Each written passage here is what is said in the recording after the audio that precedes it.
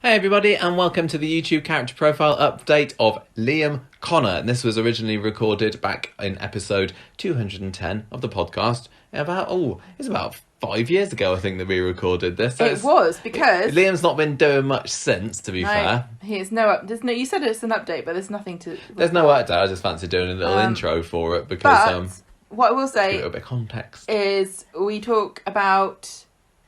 What's the name of the guy? What's the name of the guy who plays him? I've forgotten. I don't know. We talk about the fact that he's in Downton Abbey and we haven't watched it. But guess what? Since then we have since watched him in Downton Abbey. Stand he was behind great. What I said before, that I thought I was very impressed with his performance, and I think that sometimes when an actor leaves Corrie, we worry that they are not going to enjoy the success that they hope for in their careers, but I think it was, worked really well for him. Oh yeah, he's a great character. And go off and be in one of the most popular TV shows on the television. Joe Froggatt. I know. Another Corrie alumni. Exactly. Only the best. So anyway, this is we were decided to upload this week just because was it Monday's episode? I think Carla name drops Liam when she's chatting Died on a night out. She says. Yeah, she's chatting to Nina about Seb's death. So people might have been wondering, who's that? Well, or how could you die on a night out? Out. You'll find out, and you'll realise that there's a lot more to the story than Carla was willing to say. Just a tad. Yeah. So, enjoy. Right, we have got a classic character profile for you, everyone, this week. And you got a few mentions this week and maybe last week, I can't remember. But Liam Connor is going to be our old character that we're going to be putting the spotlight on today. Maria's ex-dead husband. Ex-dead husband. That makes it sound like he used to be dead. And Michelle's brother. Yes. And in-law. Yeah, one of the many Connors that have taken Connor over clan. the street. Not a character that I was An massively... old school Connor. Yeah, exactly. Yeah, one of the old guard. Not a character that I was massively fond on, although it would be interesting to know what life would have been like for Maria if he hadn't... met his demise at the hands of Tony Gordon, whether she would have been less nutty, whether she'd have been like would have had a proper family with him and everything. But who knows? Who knows? So let's find out about Liam Connor then. Gemma, what can you tell me about Mr. C? Okay, just off the top of my head, I can remember he was born on the 25th of February 1974, and I think, if I'm right, he died on the 16th of October. Gemma, what amazing memory you have got. 2008. It's almost like you're reading it. And his parents, good old Barry and Helen Connor. Barry Connor. And he had... I like Barry Connor. He should be in it full time, so he should. Siblings, Paul and Michelle Connor. Was he actually Michelle's sister, or was... her brother? Oh yes, they were proper brothers and sisters. Sorry, I thought, but you gave me a funny look when I said. Did I? Yeah, I didn't mean to. Sounds like I'm being stupid again. I forget who's related to who in this complicated. You should family. have guessed it because he's got black hair. Okay. True Connor is black haired unless you are Carla, because I think she dyes it. She's not a true Connor. Exactly. Oh yeah. Okay. Carry on. Getting a bit mired down with this. Was Liam Connor ever married? Okay, Gemma? I think he was probably married to Maria Sutherland in 2008, and he had 2 children. Kind of. Paul Connor Jr., who was stillborn in 2008. That means dead. And Liam Connor Jr., 2009. Who we never knew. So a bit sad all round, really. You never got a proper chance to be a dad. Gemma. Right, when first appeared. Did he first appear? Let me just think. 30th of August 2006, I'm going to say. So his 10-year anniversary is coming up. It is, isn't it, actually? That was maths on the fly. Last appearance. You're not even reading that. No, just sorry, that gave it right away, in my mind. 17th of October 2008 was the last time he appeared. And I'm just going to do a quick calculation in my mind. That was probably 330 episodes. Give or take. And it was played by James-Collier. Well, no, I'm gonna. I haven't got such good memories, Gemma, so I'm gonna have to sort of read and talk as I go along here. I thought we were professionals. No, even 210 episodes in, we're just a bunch of amateurs. It was announced. His character was announced in July 2006, alongside his brother Paul Connor. Michelle had been in it since April that year. although when she came in, she was just a singer for a bit, and then she went out again. But they were kind of introduced as a threesome alongside Ryan Connor as well, I think, at the same time. So Liam and Paul, according to the reports, according to ITV or whoever at the time, were level rogues with an eye for the ladies. And Granada had said, "They're like Noel and Liam Gallagher, but without the music." So it seems like they had quite a lot of plans for Paul and Liam Connor, but they were like 2 years later, they were both gone. So it's a bit sad, really. Rob Collier, who had worked as a marketing assistant at Manchester Co-op before, and he said that the role was a dream come true. Series editor Garth Phillips at the time said that they're the 21st century Coronation Street family, and we hope our viewers will be as enthralled and excited by them as we are. Oh, Connors, you disappointed a little bit, but we did get Carla out of it, so it's not all bad. It's not all a dead loss, is it? It's quite interesting to think that they really tried to make these Connors a big name in the Coronation Street family, and they kind of did, but I still see them as complete outsiders. Do you? I know what you mean. I don't think I do as much as you do, but I don't know. I just feel like I missed out on what their appeal was, maybe. Yeah, I mean, we were obviously both still watching it at the time, but yeah, they never really grabbed me. But it's not like, I don't know, you like get the Windass family, say, who kind of been very kind of minor family, and they're kind of shoved away into number 6 and then into the flat, but they're still like, I consider them one of the Corrie gang. But the Connors have still never clicked with me, despite how numerous they are. And maybe it was because Carla was the main one, and she was like living high and mighty in her ivory tower up in Victoria Court, looking down on the plebs below. But yeah, the whole family is just never quite work for me. Yeah, I always feel like I'm on the periphery of what the appeal of the Connors is. Yeah. They're like stealth took over the street, because really, in my mind, it's like the Platts and the Barlows. Yeah, and the McDonald's. And the McDonald's. They're your Coronation Street staples at the moment. And the Grimshaws. Yeah. But the Connors, it's like almost as though there's another show that stars the Connors, and they're guest appearing on Coronation Street, but actually the show that they're on is even more exciting than Coronation Street. That's a good way of putting it, I think. Do you know what I mean? I don't know whether it's, if like they'd have bought a house in Coronation Street itself, but I mean, that they weren't that kind of people. They were always kind of a bit better off and everything than everyone else. That's why I kind of got annoyed when they brought in all these new Connors, because it's like, I thought we got rid of this plague of Connors. But they're really determined. Breeding. They're really determined to have some of these Connors in it. I don't know why. Anyway, let's talk about Liam and see what he did for his couple of short years on the show. So sad. 2006 in August was when he first appeared, and he visited Michelle in the Rovers with Ryan Connor, her son, in inverted commas.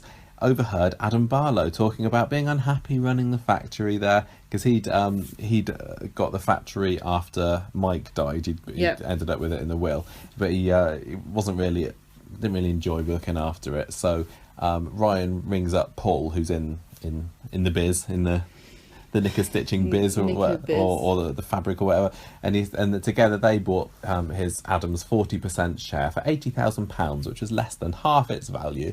So it kind of, straight from the beginning, you see that these Connor brothers were not afraid to... Very savvy. Yeah, they knew how to get a good deal. Exactly. Liam had a brief romance with Frankie Baldwin, which made things a bit difficult between him and his new business partner, Danny Baldwin, but I think they cleared off before long anyway as well. This whole kind of gang of people, they weren't very... It was a bit weird. It was a bit weird, all this lot, wasn't it? It's like a little blip in the Coronation Street history. The Connors and the Baldwins, all these new people that came in, and just kind of washed away.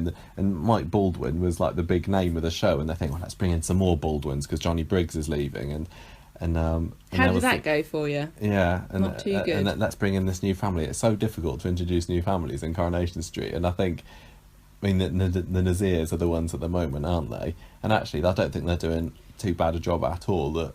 Integrating them into the street. Yeah, but we like the Nazirs, don't we? So on the whole, we do. And I know they're not very popular, but But tough. 2007, he confessed to Michelle that Paul had been driving the night that her ex Dean was killed in a car crash. Because originally they'd said that, that Dean was the one driving, but it wasn't. It was Paul, and they moved his dead body into the driver's seat. And the confession came out in early 2007. Michelle disowned her brothers. I think that's a good idea, though. Really, I mean, why should everyone suffer? Well, it's a bit like saying, Tony killed Callum. Yeah, exactly. Makes things easier for everyone, doesn't it? Let's just close this down and move on. Yeah, was it Carl and Stella did this? Remember when Stella drove a car, she got drunk and drove the car into the bookies? Didn't Carl try and pull her out the driving seat or something like that? It's quite a good plan if you got the strength to still do it, I suppose. Now, Liam in 2007 was dating Leanne. He thought that she was a estate agent, but oh no, she was actually an escort. The truth came out when Leanne, who was with Paul, shall we say, he trapped her in the boot of his car. He found out. I think he called Leanne to not knowing that she was he called for a prostitute, and it turned out that it was Leanne. He trapped her in the boot of his Mercedes, drove off at high speed, involved in an accident, and then bam, Paul was dead. Leanne was pulled out of the wreckage in the back of the car, but Liam then blamed Leanne for Paul's death, and then they split up. So sad, tragic. Absolutely tragic. I couldn't stop crying. And they then started dating Maria, who soon fell pregnant. Don't say fell pregnant. I know, sorry, I know you hate it when I say that. So first, they're going to have the baby aborted, but then he changed his mind and proposed to her. But he was also hiding his true feelings for Carla, his dead brother's wife, now that she was free and single. She was like a hot widow of the Scottish Widows. You know, remember that? Oh, yeah. Alluring woman that used to wander around with a cape and red lipstick. I thought she was so amazing when I was a kid. Absolutely. Just a bit like Ken is now, the male version. He's the male version of Carla. No, he's got rid of his kimono. Ken could do that Scottish widower if only he still had his kimono that he could Wandering switch around on a hillside on a somewhere. Scottish moor with the wind whipping through his legs, and you're just hoping that he's closed it properly and it's not going to whip open somewhere inappropriate. Like a kilt. Anyway, also he got a puppy that year. Maria bought him a puppy because she was so grateful to be asked to marry him that she bought him Ozzy. What is he, a Labrador, flat Labrador? Yeah. She said, I'm going to have a baby soon, but everyone knows dogs are better. Yeah, so have a baby. And have a puppy. Have a puppy, baby puppy. I think it seems like in the 10 years since, they're kind of regretting bringing Ozzy ever into it, because I think they never know what to do with dogs. Well, Eccles has had quite a lot to do. I mean, they're always going off on walks and discovering things. Rover's got to, I mean, it's not the most important role on the street or anything, but they know what to do to put Rover into the show. Schmeichel was an important dog. Ozzy is like, sidelined. He's probably like, I don't think he's hardly ever in it now. Other dogs. I think she just wanders around with like the leading around, going Ozzy. Yeah, he's just around the corner. But I think that they were a bit short-sighted. I think the only reason that they had her buy him a dog was so that in 2008, when they went off to the Lake District together, Ozzy could get lost. Liam ends up falling down a cliff, but while he's getting airlifted into the helicopter, who does he call out? Not Maria, but Carla. So he says, "Oh, I didn't know what I was saying," kind of thing. But Maria is left feeling a bit insecure by this. It's like, right, we need to get married soon. Is that what you do when I'm having second thoughts about this relationship? Let's get married. Yeah, is that what you do when you find out that your fiancé is really calling for someone else? What you normally do, Michael, is get pregnant, but she's already done that. Michelle isn't really the most rational of ladies on Maria. And Maria isn't the most rational of ladies on Corrie, but also Michelle, correct too. So Liam and Carla, they ended up snogging during an argument not long after that. That happens to us all the time. I know it does, doesn't it? And then anyway, Carla started creating opportunities to seduce Liam. She was a predator back in those days. She was like a panther, poised to drag him into the bushes and do God knows what. She even warned Maria off of him, but Maria's like, no, I'm getting married to him, it's fine. So well, she spots them kissing. She spots Liam kissing Carla before the wedding, and she decides to call the wedding off, but Liam changes her mind. He says, no, let's do it. Yes. Convinces her to change her mind. Then in April, Maria falls out with him again because he spent the night at Carla's. Then she finds out that the baby has died and she still has to give birth to it, which is horrific. Yes. And she tries to keep it a secret from Liam, but he finds out from a midwife and they have a row, and then she says, right, that's it, the marriage is over. So Liam seeks comfort in the arms of another woman, i.e. Carla, and they end up sleeping together. But Rosie was filming them the following day. A lot of filming and doing that. The following day, kissing on the doorstep. Yeah. Rosie Webster was she had a little mobile sneaking phone around on a little mini camera phone, which was a novel thing back in 2008. And now she's got this blackmail against... Was Rosie working at the factory back then? I can't remember. Or I think she was working in the office. Or she had been there, I can't remember. But anyway, before long, Liam had begged Maria for a second chance, and then they got back together yet again. Carla then blackmails Liam into selling his share of Underworld to Tony Gordon, who she's seeing at the time. And so he ends up having to start this other business with his cousin Tom called Lad Rags, and not much happened with that. In September, Rosie tries to seduce Tony Gordon in a hotel room somewhere, utterly humiliated when she gets turned down. And then in revenge, she says, well, yeah, look at this. I've got a video of your fiancée, Carla, kissing Liam. So he then sets his sights on getting Liam back. And this is the beginning of the end for poor Mr. Connor. So he was one of these charming villains, wasn't he? And you kind of never know what he's going to do. The first step was taking him, Carla and Maria up to the Lake District, like for a friendly walk along the cliffs. But remember, these are the cliffs that, well, similar to these cliffs that Liam had fallen off just earlier this year. He takes him right onto the edge of one and is like acting completely nice, but knowing that he's scaring Liam witless by this. And he then says, oh, you'd be my best man at the wedding. So he's got him wrapped around his finger at the moment. Exactly. Liam later on sees Carla in her wedding dress. "Floor," he says, and bonks her right there on the floor, I imagine.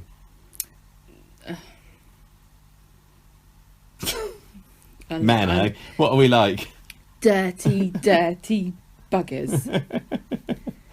And he says, please call off the wedding to Tony. And she almost does, but then discovers that Maria is pregnant again with Liam's baby. She changes her mind and says, look, she says, Maria, you need to let Liam know this good news, because just do it, trust me, okay?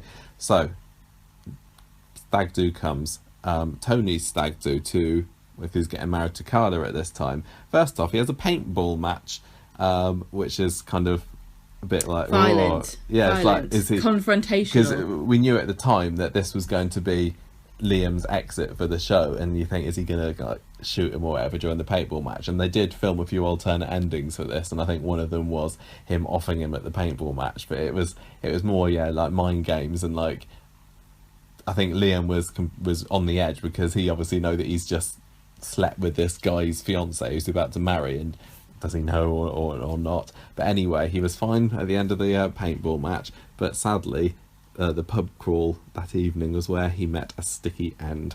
Everyone was wearing Tony Gordon masks, which was very freaky, and he was hit and killed by a car driven by one of Tony's henchmen, and both Maria and Liam was. Mm-hmm. And both Maria and Carla are left to mourn the loss of their lover. So sad. And then this baby that Maria is pregnant with, little Liam, Liam Jr., he was delivered by Tony next July on a beach. And because by then Tony had he got his claws into Maria a bit, hadn't he, and convinced her that he was, Mr. Nice Guy. A bit like Phelan's doing with everyone at the moment. I was just thinking about Phelan, because Tony's got all these henchmen that seem to do anything he tells them to, just like Phelan does. Yeah, businessman, savvy businessman, and creepy. Also a bit creepy and very easy, the eye for the ladies, and they obviously like him back, and charmer, ruthless charmer. Yeah, don't know what he's thinking. Can't trust him. No. But yeah, there we go. That was it for Liam. He only was in it a few short years. He decided that he didn't want to be typecast, and this was February 2008 that Collier announced that he was leaving. And there was a quote on the Wikipedia page for Liam from The Guardian. Gareth McLean of The Guardian said, "Typecast as what? A sideboard? A life-size wooden replica of a person?" Ooh, so biting. I think this guy wasn't that His impressed by Collier's acting credentials. But yeah, so that was... I don't know how you... it wasn't like... I would like to know what he thought he was being typecast as, like a love rat, or... I mean, Liam wasn't the most I think in thrilling his of case, characters. typecast meant I don't want to be doing this bloody soap for the rest of my life and get stuck playing this character and never doing anything else. I suppose the main role that he then went on to, that he's best known for since Coronation Street, was quite different. I mean, I don't watch Downton Abbey, but Thomas Barrow, an under-butler, seems quite different. He was really exceptional in that role. He was one of the most interesting characters on the show. In what way? He was a villain. Oh, was for he? a start. Ah, he was so that's he different wasn't a from goodie. Liam, isn't it? He wasn't a goodie. He was a bit Was he a love rat at all? Or? A little bit, yeah, because he's a good-looking guy, and the ladies. I mean, it's been a while since I watched it now, and I haven't watched all the. You still haven't watched all the final episodes, have you? So I don't know what happens to him at the end, but yeah, I was very much impressed with him in Downton Abbey, and I would never have said that. I think he was right in a way, because Liam, the role of Liam, was not an interesting or good role. It was, when I look back at him, it was just like standard kind of hunky guy come in, gets caught up in a love triangle. Yeah, breaks a few hearts. The ladies are all after him in the business, in the factory. So he does his business jobs. Business things. He's working at his business factory. Yeah, and then that's it. I mean, he wasn't a bad kind of fella for Maria. I think if he hadn't had all these affairs and everything, or if he hadn't gone after Carla, he could have been a good husband for her. And she hasn't had that much success in the romance department since, has she? I mean, if you think about Marcus, for example, and she's had lots of periods of being on her own. But yeah, Liam is just not memorable enough for me, sadly. But no, but hey, he was part of the era of very much an era past. Yeah, that like sort of mid 2000s there, when it had gone past a really good patch with the Richard Hillman. It did take a bit of a darker turn, I think, Coronation Street, I remember, and I think he helped make that. He won awards as well. He won the British Soap Awards Sexiest Man in 2007 and 2008. In 2007, he also won the Inside Soap Sexiest Male and the Best Newcomer. And then in 2009, he won the British Soap Awards Best Exit. So a lot of these sexiest awards don't exist anymore, do they? Good. That since old Michelle Keegan has swept up. Well, Michelle Keegan's gone now, so no one can be sexy again. I'm surprised they didn't give her Sexiest Male as well, for life, and just give her this little moustache and go, look, you can be anything you want to be, okay? You are the sexiest human being alive. As much as I'm not fussed by Liam's character, I do think that his ending was quite good. I've got some vivid memories of being like on the edge of my seat on those last moments, yeah, those like were pretty cool. The paintball match and those Tony Gordon masks, and you didn't know exactly what was going to happen. Although, and I don't remember this at the time, but ITV apparently released a few videos online of 3 alternate endings. So, and they said, well, one of these is going to be what happens. Tune in to find out which one it was. So, what a weird way of doing it. Well, I know it is. I was going to say about that. So, the first one was what actually did happen. Another one was the paintball match where Tony actually kills him with a gun there. And then the third one, Tony was going to be pushing Liam over the Victoria Court balcony. They filmed this, showed it, and obviously turned out that the hit and run was what they went for, because Rob had asked that his character be killed off, so that he couldn't come back. A bit like I don't know who else was asked to get killed off. I can't remember whether Paula Lane did or not, or whatever. Anyway, when that was announced, the news going around was that he's going to get killed off, and it's either going to be Maria or Carla or Tony that does the deed. But by the time the death actually came to it. I think everyone knew it was Tony, but the method of the death was kept secret. So yeah, what do you think about showing the endings? Because they do occasionally film alternate endings, don't they? Like if there's a big court case or whatever, they'll show the families coming down the steps cheering, but they'll also film the families coming down the steps like commiserating, and then just to keep it a bit of a mystery. But they also did the alternate endings with Tina's death, didn't they? Where they showed all the different characters potentially pushing her off the building, and they did actually choose one of those.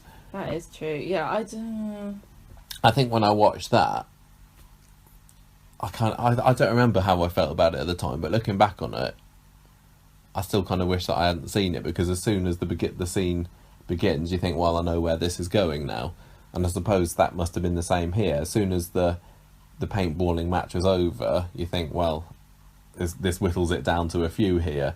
When they started going on the stag night, then probably if you were into it back then, you must have thought, well, I know that it's going to get hit by a car there, so it's kind of spoiled it for me. Maybe it would have been better if they hadn't shown it at all, but then that's just what we've been saying recently about spoilers and how much should they or should they not reveal. They could have just said, yeah, he gets hit by a car and watch it. So I suppose keeping an element of mystery is better than just saying, well, this is what's going to happen. Well, he got these British Soap Awards for the best exit, so... And it was a good exit. I remember when he's lying there, hit by a car, and then Tony comes over and he basically gloats in his face. It's like a Carla is mine, and that you should have never messed with me kind of thing. You should have stayed at the party. Yeah. He takes Liam's wallet as well, and then we see him later on that episode going to the canal, taking some cash out of the wallet and then chucking the wallet into the canal, which is quite a cool ending. But yeah, so it was definitely a good exit. Surprisingly good for a character that, like I say, we look back now and think about. Yeah, but I mean, as the handsome hunk, I'm sure that he had lots of fans and followers at the time. Unfortunately, anyone he's introduced as a bit of a heartbreaker, but going to be a hunk, ladies man, is like, you're going to have to really work hard now to make me impressed, because right now, that don't impress me much. Well, you know, we don't like... We don't like sexy people because we don't like competition. Well, I just don't like characters that are introduced as, being I'm the sexy one, and it's like, well, life's going to be easy for you then. You can have all the ladies swanning after, and you can kind of see what storylines there are going to be for your character. You're going to sleep with half the women on the street, or you're going to get one of them pregnant, or... There's definitely going to be a scene where you're in your underpants on the street and somebody's throwing stuff at you, going... You're moving out, you sleep with a cheeky navia, you can go and live with your tart. It's the personality that counts anyway, isn't it? No. But, I mean, personality doesn't get you on the front of all the teen magazines or the TV guides, does it? That you didn't pick me for my personality, because, number one, I am absolutely hot and gorgeous, so you're missing a trick, and number two, my personality is terrible. Gemma, you have got the full package, don't worry about Thank you. What about me? Am I the hunk casting in your life? Yeah, of course you are. Thanks. Yeah, I'm surprised I've made it this long then. I've made it longer than Liam Connor, I've made it longer than Ryan Connor, I've made it longer than Rob Donovan, I've made it longer than all of them put together. Tommy Duckworth. Tommy Duckworth. But yeah, they've all basically gone the same way, haven't they? Rob. I do wonder how long Tommy would have lasted if Chris Fountain hadn't had his little rapping incident, whether they wanted to keep him in. I think they really did want to keep that Duckworth name in the show, but sadly real life put a dampener on that one. Do you think that Maria holds Liam in a bit too high regard, considering how much of a philanderer he was? Because she did find out about the affair. I think at Carla and Tony's wedding, Sally gets drunk and reveals about it to her, so it's not like she never knew about what he was like. And the fact that he'd been seeing Carla, then they got married, and he still continued to see her. She holds him in a bit... It's a bit kind of sensible on her part, really, though, because she can't change anything he did, but she's got this son by him, and she needs really to remember the best parts about him, because otherwise she's going to be bitter, and she's going to raise a child that's living in this toxic environment instead of I suppose it's a bit like Sarah with Harry, isn't it? Like she worries that whenever she looks at Harry, she's going to see a bit of Callum. And I suppose if Maria decided, right, I'm going to remember all the bad things about Liam and how he went off with Carla, that's just going to... There's no point. It's too late. It's done. Oh, well. It's more a case of writer's amnesia than like them, trying to portray Maria as this really cool forgiving type. But, I mean, it would be cool if she did bring it up or, say, if there was an opportunity he wasn't perfect. To say something like, I struggle every day with the fact that he was unfaithful to me, but at the end of the day, Liam Jr. is more important and I can't hold on to it because it just poisons, It's what is it they say? It's a poisoned chalice that you both drink from or something. I can't remember. I wonder if and when Liam Jr. is going to start asking about his dad, or whether... No one cares. He already does. I mean, how old is he now? When was he born? 2009, was it? No, 2009 he was born. So he's 7 or 8 now. So it's going to be... It's got to be the case in, say, 3 or 4 years. They're going to say, right, are we going to make this young Liam a character or not? And maybe the lack of a father figure in his life, or all these different father figures he's had since, is going to make him ask about, so what was my real dad really like? I don't know. Well, it'd be interesting because he can speak to Michelle about it. Yeah, he can. So, there we go. Anything else to say about old Liam Barrington, Connor? No. No? Is that his real name? I think so. I don't know whether I guess he's named after his dad Barry. Is Barry short for Barrington? I never really thought about that. It's short for Bartholomew. No, it's not. Bart is short for Bartholomew. Is it? You look that up, Gemma. Wait a minute while Gemma quickly types into her phone. I don't know. I didn't think that Barry was short for anything.